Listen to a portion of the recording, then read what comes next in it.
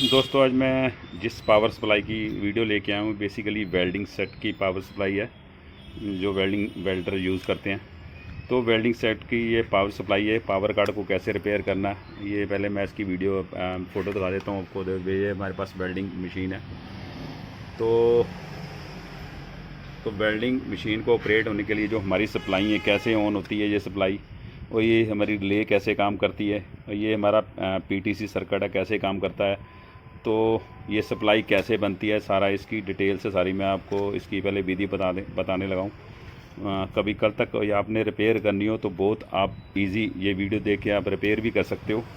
तो सबसे पहले मैं बता दूँ ये एक्चुअली ये पावर सप्लाई ऑन कैसे होती है, क्योंकि ये ऑन होने के बाद ही हमारी ये जो सप्लाई है जो डीसी 350-400 वोल्ट जब बनते हैं तो ये मेन पावर सप्लाई बनने के बाद हमारी ये पावर सप्लाई डीसी सप्लाई बनने के बाद इस सर्किट को पहुंचती है।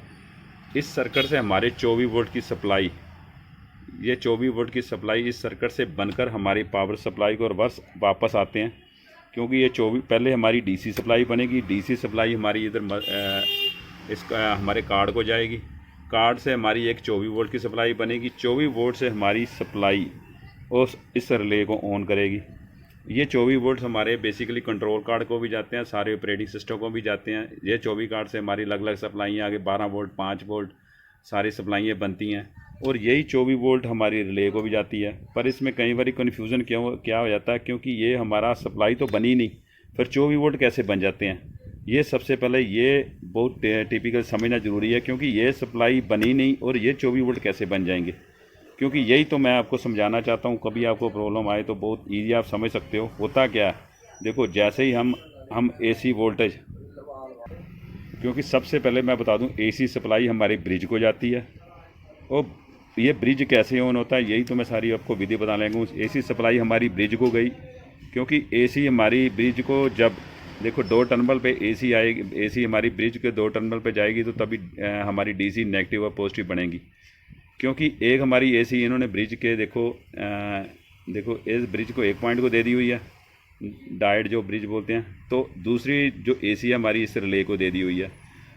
तो ये रिले जब 24 वोल्ट हमारे आगे बनेंगे सर्किट से, ये हमारे जब 24 वोल्ट आगे इस कंट्रोल कार्ड से बनेंगे रिवर्स इसको आएंगे, तो तब रिले होंगी ऑन होती है। तो तभी हमारी एसी 220 वोल्ट एसी तभी हमारी रिले से ऑन होने के बाद इस ब्रिज पे पहुंचती है। तो इससे पहले होता क्या है, क्योंकि कई बार क्या होता है मैं बता दूं, क्योंकि ये इससे पहले 200 वोल्ट 20 वोल्ट एसी एक तो हमारी डायरेक्ट इस ब्रिज पे पहुंच गई डायरेक्ट पे, दूसरी हमारी यहाँ पीटीसी लगा हुआ है। देखो ये पीटीसी लगा हुआ है, ये होता क्या है, ये पीटीसी से हमारी 220 वोल्ट सप्लाई इस ब्रिज पे पहुंचती है, ये समझना सबसे ज़रूरी है। तो इसके बाद हमारा क्या होता है, हमारा डीसी सर्किट हमारी मेन डीसी सप्लाई बनती है, और डीसी सप्लाई हमारी इस सर्किट को जाती है। इससे हमारा इधर 24 वोल्ट का सर्किट है, एसएमपीएस सर्किट है, छोटा ट्रांसफार्मर भी लगा हुआ है। तो ये हमारा ड्राइव में ये ड्राइव चिप लगी हुई है, ये हमारा इधर से 24 वोल्ट सप्लाई बनती है, और ये 24 वोल्ट सप्लाई हमारी इस रिले को इधर ऑन करती है। ये हमारा जैक लगा हुआ है, देखो ये हमारा जैक लगा हुआ है, 24 वोल्ट सप्लाई यहाँ आएगी, और यहाँ से हमारी 24 वोल्ट सप्लाई इस जो हमारा आईआर मॉसफेट भी लगा हुआ है, और ये 24 वोल्ट सप्लाई यहाँ से ये रिले के ऑन करने के लिए ये मॉसफेट लगा हुआ है। ये 24 वोल्ट जब रिले को पहुँचेगी और रिले को ये ऑन करेगी, और जब ये रिले को ऑन करेगी तो हमारा ये डायरेक्ट 220 वोल्ट हमारे हमारे जो अपने ब्रिज सर्किट पे पहुंच जाते हैं। तो उससे पहले क्या होता है, उससे पहले देखो मैं डायग्राम में भी बता देता हूँ। देखो ये हमारे पास मैंने डायग्राम भी बनाया, देखो जब हमारा फ्यूज़ है, फ्यूज़ से हमारा देखो पीटीसी लगा हुआ है रास्ते में, पीटीसी से क्रॉस होकर हमारी सप्लाई ब्रिज सर्किट को पहुँच गई। ये हमारी एसी है, तो जब ब्रिज सर्किट पे पहुंच जाती है तो हमारा डीसी वोल्ट बनने स्टार्ट हो जाते हैं। डीसी वोल्ट जब हमारे ऊपर बोर्ड को पहुंच जाते हैं, अगर बोर्ड को पहुंच जाते हैं हमारा यहाँ से 24 वोल्ट बनने स्टार्ट होते हैं। 24 वोल्ट हमारे जैसे ही इस रिले को पहुंचते हैं तो हमारा ये पीटीसी का काम ख़त्म हो जाता है। तो ये पीटीसी से हमारा काम ख़त्म हो जाएगा, तो डायरेक्ट हमारी 220 वोल्ट एसी हमारी जब रिले ऑन हो जाएगी और डायरेक्ट हमारी 220 वोल्ट AC हमारी ब्रिज सर्किट पे पहुंच जाती है। क्योंकि ये PTC इन्होंने क्यों यूज़ किया होता है, ये PTC इन्होंने जब हमारा कई बार क्या होता है आगे शॉर्ट सर्किट हो जाता है, तो ये इन्होंने एक तरह का प्रोटेक्शन के लिए लगाया होता है PTC सप्लाई में।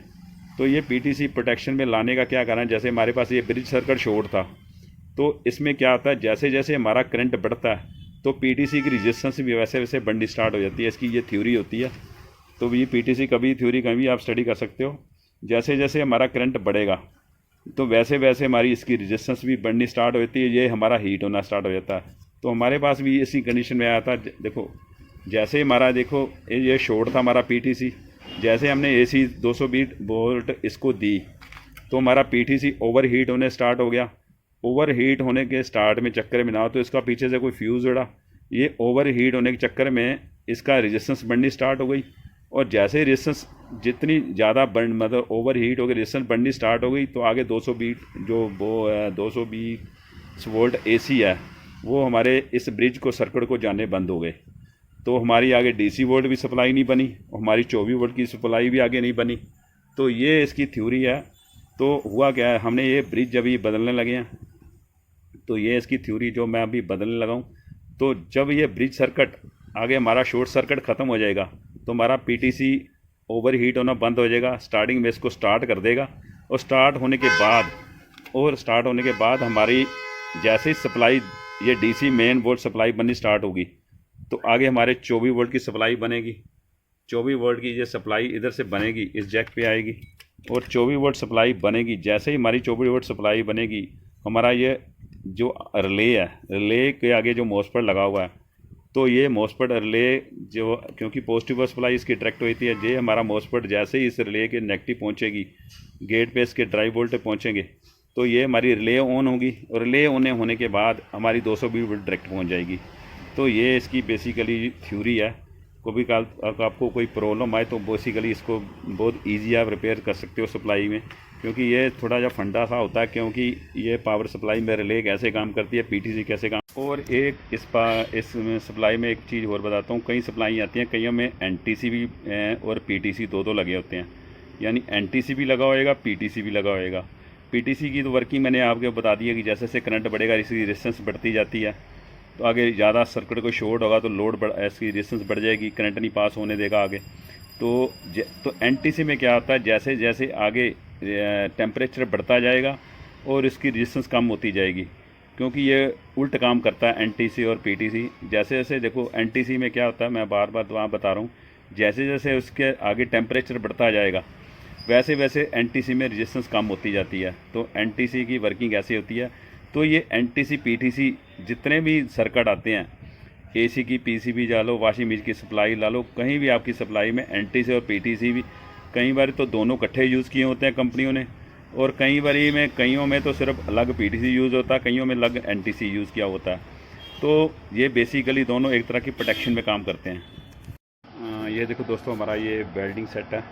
एक्चुअली जो सप्लाई थी, वेल्डिंग सेट की सप्लाई थी, बेसिकली वो रिपेयर हो चुकी है। ये हमने जो ब्रिज सर्किट नवा डाल दिया, ये पुराने वाला जो हमारा ख़राब निकला था। तो सप्लाई में जो हमारा बेसिकली फॉल्ट आया था तो वो हमने निकाल दिया हुआ। तो इसकी सारी आपको थ्योरी भी बता दी हुई है।